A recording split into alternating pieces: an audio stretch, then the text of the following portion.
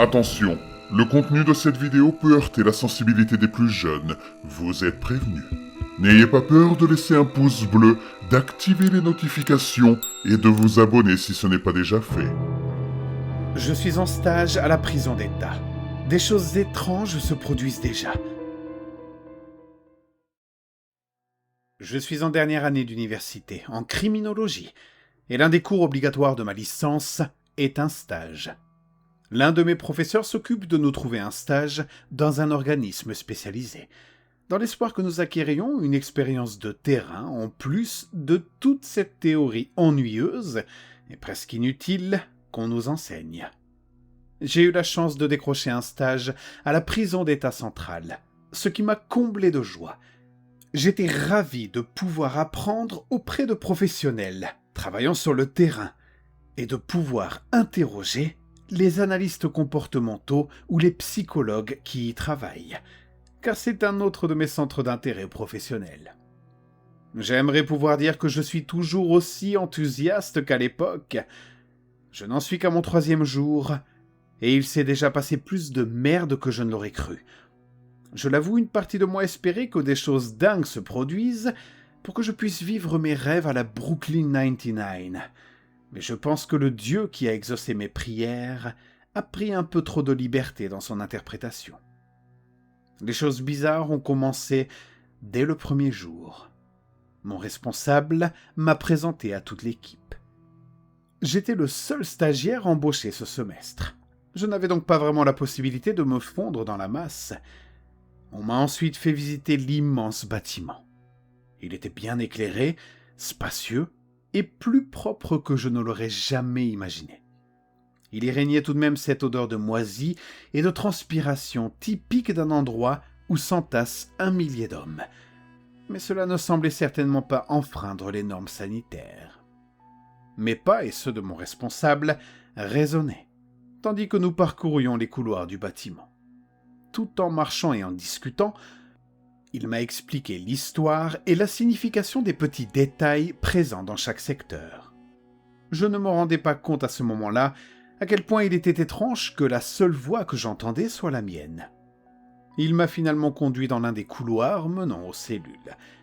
La plupart, sinon toutes les cellules, étaient occupées par des hommes d'âge varié, par groupe de 2.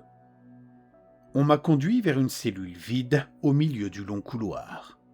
Mon responsable a pris son temps pour ouvrir la porte de la cellule afin de m'en montrer l'intérieur. Elle mesurait probablement environ 3 mètres carrés, avec 2 lits sur les murs opposés et des toilettes dans un coin. Elle semblait assez standard pour une cellule de prison, mais elle était aussi étonnamment propre. J'ai supposé qu'il n'y avait pas eu de détenus pendant cette cellule-là depuis un certain temps.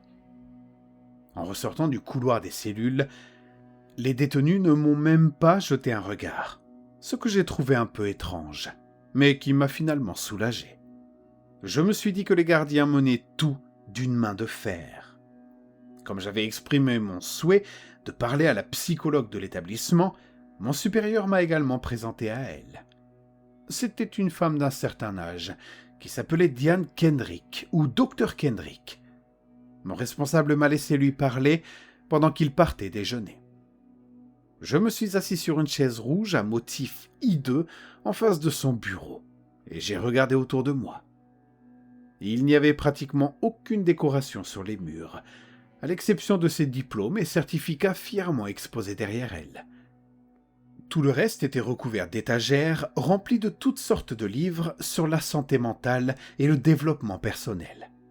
Il y avait une tasse « Keep Calm and Practice Yoga » contenant tous ses stylos et crayons, qui semblait tout droit sorti du panier d'achat d'une gamine de 2013. Sur son bureau se trouvaient également quelques cadres contenant des silhouettes que je ne parvenais pas à distinguer. Elles étaient debout ensemble dans un vaste champ. La pièce était envahie d'un parfum floral étouffant, ce qui convenait parfaitement à une femme de son âge. « Alors, Dr Kendrick, à quoi ressemble une journée type pour vous ?» ai-je demandé après les banalités d'usage concernant ma filière et mes centres d'intérêt. « Eh bien, je ne travaille généralement que pendant la journée, car l'équipe de nuit est assurée par le personnel infirmier. Je commence ma journée de travail vers 7 heures. Je m'occupe de la paperasse. Puis je prends en charge certains patients et je travaille avec eux sur le programme de soins qui leur a été prescrit. Cela occupe la majeure partie de la journée. Puis je rentre généralement chez moi vers 18 heures. A-t-elle expliqué, en fermant les yeux et en posant un doigt sur son menton, tandis qu'elle racontait le déroulement d'une journée type. C'est une longue journée de travail, mais j'aime m'assurer d'avoir tout terminé et de tout laisser ici avant de rentrer chez moi. Tu apprendras vite qu'un bon équilibre entre vie professionnelle et vie privée est très important dans ce genre de travail. Certaines choses peuvent te hanter si tu ne prends pas suffisamment soin de toi. J'ai acquiescé malgré mon malaise soudain. Pourquoi diable dirait-elle ça? La docteure Kendrick a continué à parler, mais j'étais toujours obsédé par ce qu'elle m'avait dit, simplement parce que cela semblait tellement déplacé. Je comprenais la nature intense de ce domaine, mais le fait de dire que cela hantait les gens m'a donné la nausée. J'ai continué à lui poser des questions sur tout ce qu'elle pouvait me dire, le parcours scolaire qu'elle avait suivi pour en arriver là, ce qu'elle préférait dans son métier, etc. Finalement, la conversation a dérivé sur les types de thérapie qu'elle pratiquait et sur ce qui, d'après son expérience, fonctionnait le mieux. J'ai des convictions quelque peu excentriques avec lesquelles beaucoup de mes confrères pourraient être en désaccord. J'ai simplement constaté que ces méthodes fonctionnent le mieux pour mes patients. J'aime pratiquer la thérapie psychodynamique par l'hypnose, a déclaré la docteure Kendrick. Cela m'a un peu déconcerté car il s'agit d'une pratique assez dépassée, utilisée à l'époque de Freud et de tous ces autres charlatans. D'un autre côté, je ne voyais pas pourquoi les autres devraient juger si cela fonctionnait réellement pour les gens. Je trouve que c'est vraiment utile de pouvoir entrer dans l'esprit de mes patients sans qu'aucun obstacle ne vienne se mettre en travers, a-t-elle ajouté, probablement en voyant mon air perplexe. Après ça, mon responsable revint, et après lui avoir exprimé ma gratitude, je fus conduit hors du bureau de la docteure Kendrick vers la cafétéria pour le déjeuner. J'étais réticent à l'idée de manger avec tous les détenus une fois qu'ils seraient sortis de leur cellule. Mais à ma grande surprise, l'ambiance y était plus ordonnée que dans une cafétéria d'école primaire. Personne ne s'adressait la parole pendant qu'on leur servait leur repas, même si cela ne ressemblait pas vaguement à de la nourriture. Puis les détenus se dirigeaient en file indienne vers leur place, apparemment attribuée aux tables alignées. Ils mangeaient dans un silence complet. Je n'avais jamais rien vu de tel auparavant. Je les regardais tous complètement fascinés. Pensant que personne ne m'adresserait la parole ni ne viendrait me parler, j'ai choisi une place au hasard pour manger. Un jeune détenu, à l'air timide, était assis à côté de moi. Il ne semblait pas fait pour la prison, alors je lui ai demandé ce qui l'avait conduit ici, même si je n'osais pas lui poser la question. Agacé par le bruit insupportable et répétitif de sa cuillère en métal qui frappait le plastique, bien plus fort que nécessaire pour manger la bouillie qu'on nous servait, j'ai levé les yeux vers lui avec une légère irritation, puis j'ai baissé les yeux vers son assiette. Dans sa purée de pommes de terre trop liquide, il avait écrit quelque chose qui ressemblait vaguement à « Au secours ». Je l'ai regardé à nouveau, et j'ai vu qu'il me fixait déjà avec une terreur mal dissimulée et les larmes aux yeux.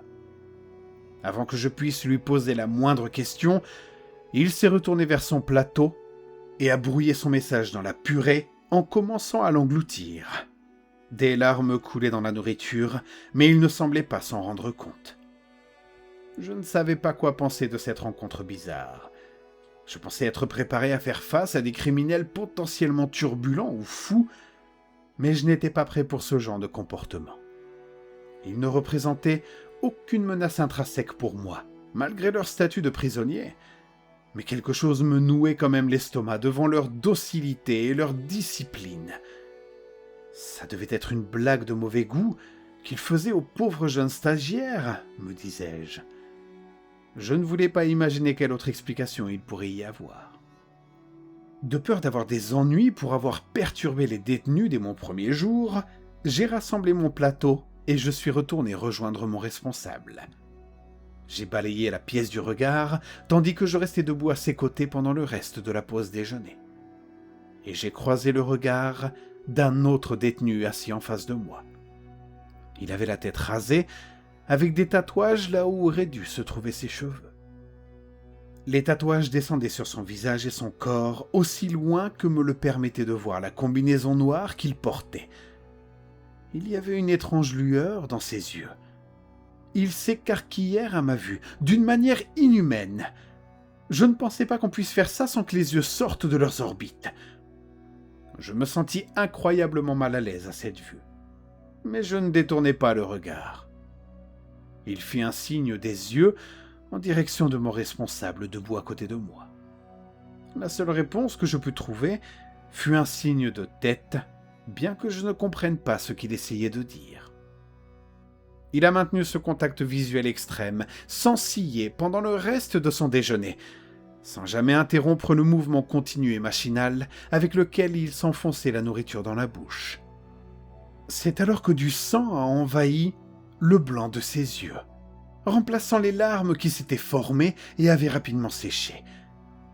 Je ne sais pas pourquoi j'ai soutenu son regard aussi longtemps. Je ne pense pas que j'aurais pu détourner les yeux, même si je l'avais voulu. La seule chose qui m'a fait sortir de ce moment, c'était le bruit des pas traînants, des talkie-walkie émettant des bips et des sifflements dans un flot de paroles inintelligibles, et des plateaux raclés et empilés.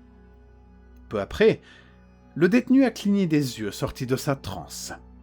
Des larmes sanglantes coulaient du coin de ses yeux. Qu'il ne pouvait essuyer d'ailleurs, son plateau était toujours dans ses mains. Comment personne ne l'a remarqué m'échappait complètement.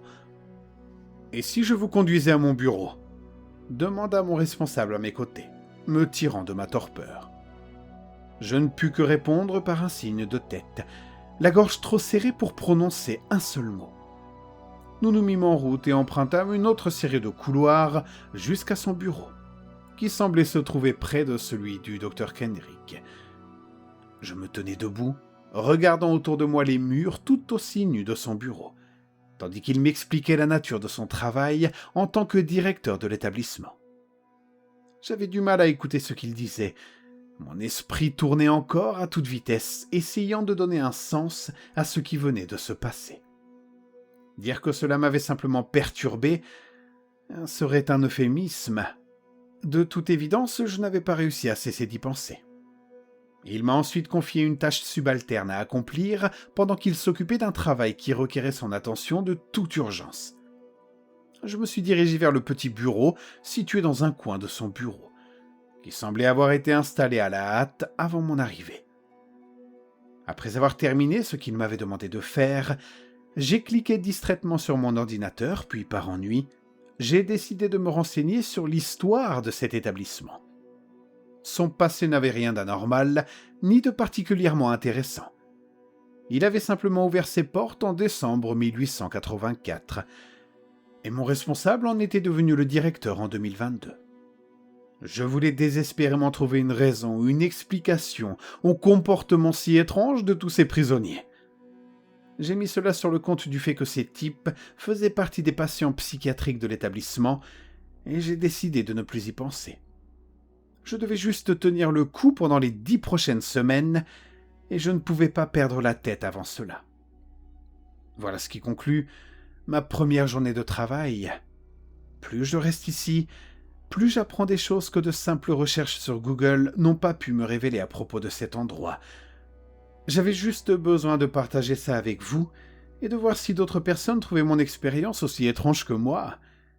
Je continuerai à publier des mises à jour sur tout ce que je verrai ou découvrirai, si cela vous intéresse.